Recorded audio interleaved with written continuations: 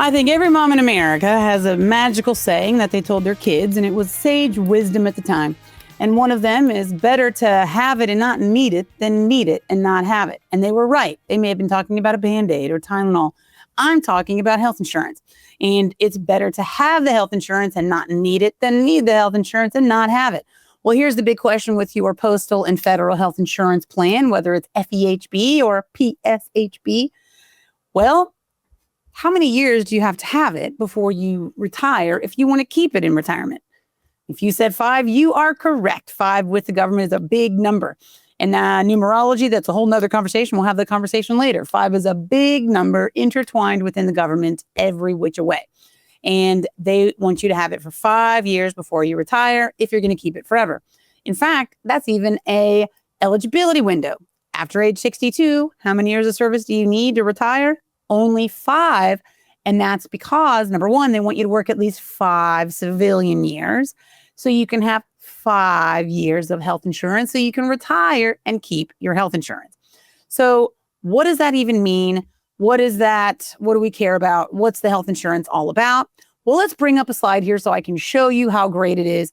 Health insurance, of course, it's very important, very valuable. If you've ever needed it and not had it, you know how great it can be when you do have it. So what are the rules? You got to have it 5 years before retirement. That is the consecutive 5 years before you go.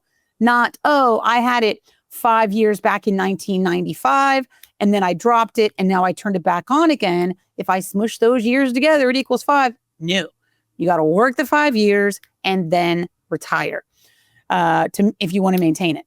You also have to retire on an immediate annuity or an immediate retirement. The difference would be you cannot postpone or defer your retirement if you want to maintain the health insurance. Now, correction to that, a postponement allows you to turn back on health insurance, but that's another side note. It would still be an immediate annuity because you're deciding to turn it on later immediately. That gets into a little bit of the weeds. Disregard that.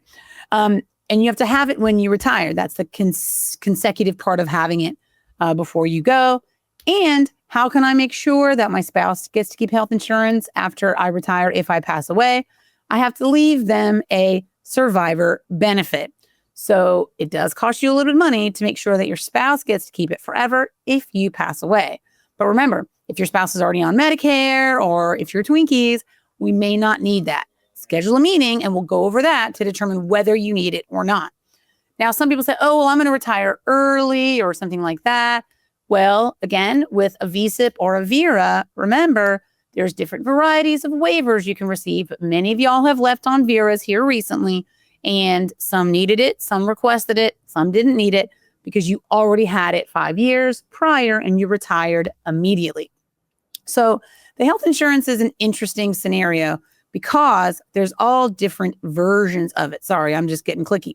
But in terms of what plan you have, remember, open enrollment exists for a reason.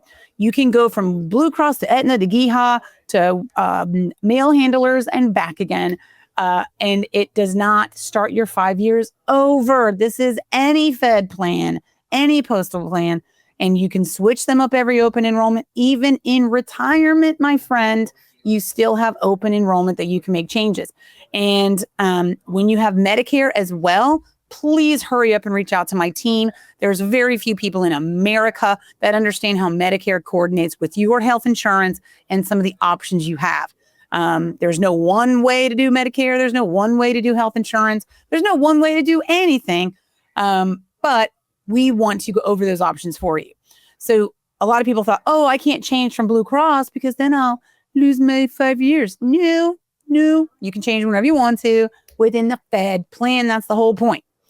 Now, there are scenarios where people have dental and vision. That is not subject to the 5-year rule. You can go off and on every other year with dental and vision if you wanted to. I got a guy, that's what he does. He says, this is my dental insurance year. I'm going to get all my dental stuff done this year and vision, and then come open enrollment. I'm going to ditch it, not deal with it the following year, and then turn it back on again.